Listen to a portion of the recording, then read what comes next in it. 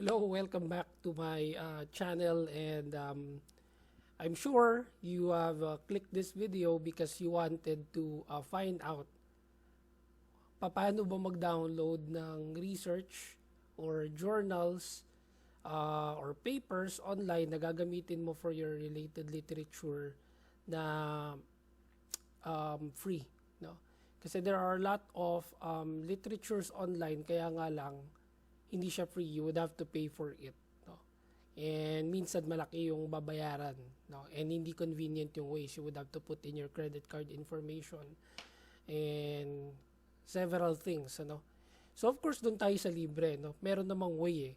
And maraming students ang nag-a-ask sa akin, saan ba sila pwede mag-download na libre? So today I'm going to show you that ito yung ilan sa mga websites na madalas kong tingnan, ano? I have, ayan, Science Direct, saka ResearchGate. So for example, let's say ang research mo is about cyberbullying, you know. Kunwari ikaw ay Hume's student or a GAS student or even an ICT student, no?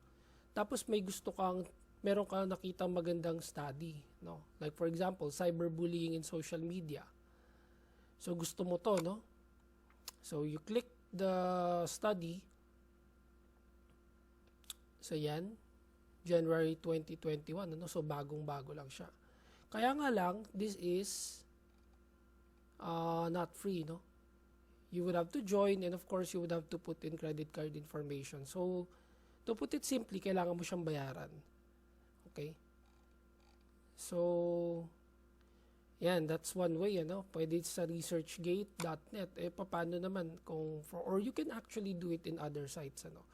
Same thing, no? I'm just going to show you. Kunwari, gusto ko rin dito maghanap ng study about cyberbullying na gagamitin ko for my practical research, my thesis, etc. So, yan, ano?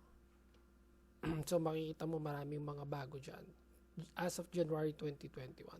So, may mga research article, same manner, gusto mo siyang ma-access, kaya nga lang, ayan, you would have to pay to get access.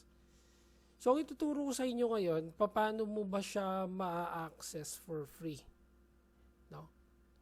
So, ito, meron tayong tinatawag na website which is to unlock barriers. No? Ang tawag doon is Sci-Hub.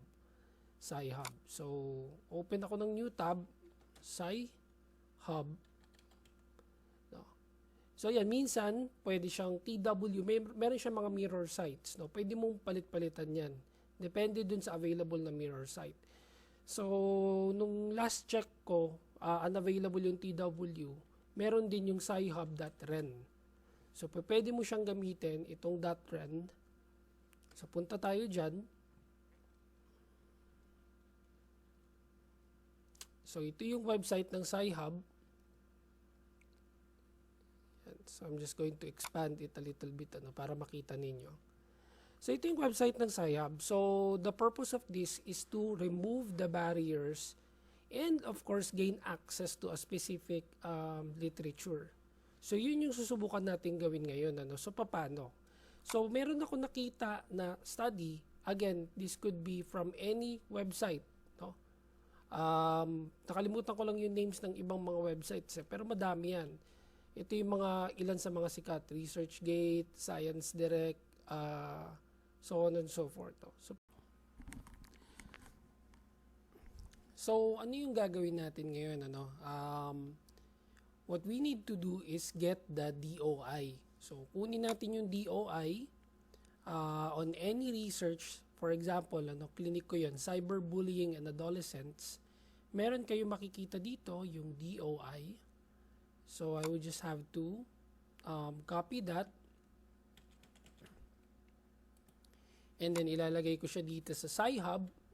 So, I changed the site. Kanina ren, pinalitan ko ng SE. Kaya may cut ng video. Kasi hindi nag-work yung ren. Again, you just have to change yung part of the website. So, ayan. Yung domain rather, para kapag hindi nag-work, REN, TWSE, so on and so forth. So, ipipaste ko lang dito yung DOI and then click open. So, yan. Wait lang natin, ano. So, ito na yung paper.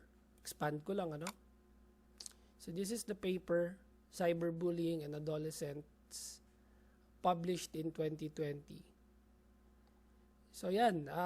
You have full access of the paper now. And all you would have to do is download it, no? Meron naman tayong download button here. So, ayan, meron ka na kagad one research paper na free. You got this for free. And the good thing here is that bago lang yung research paper. Kasi kalimitan, yung mga binibigay nila for free, those are papers na mga luma na. No? Alam naman natin in research, you would have to get at least 5 years below, ano? From the date of your the research is being made. So that's one example, ano. Let's look for another, no? Yung kinuha natin from ResearchGate. So ito naman nakita ko from Science Direct. So clinic ko yung study after searching for it, and then ito yung DOI niya na makikita mo dito. So all you have to do again is just copy this, put it in Sci-Hub. So, ayan. Here is our second research for cyberbullying.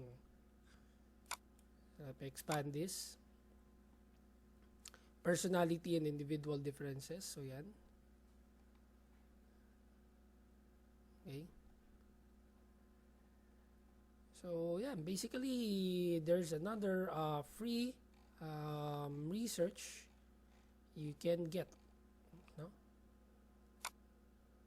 And all you have to do is just download it, no? Okay, so ayun, ano, that's the beauty of using Sci-Hub. You will have access to any research paper from any website basta meron siyang DOI, no?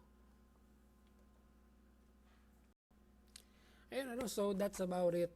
I hope you have learned something na makakatulong sa inyong research work para mas mapabilis yung paghahanap ninyo ng related literature, whether foreign or local, most recent and most accurate research na fit talaga sa ginagawa ninyo, no, na research.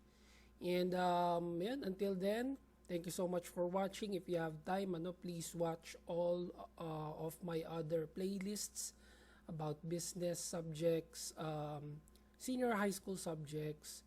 I even do vlogs about toys, ano. So please feel free to follow me and watch my content. Thank you so much, and I'll see you on the next vlog.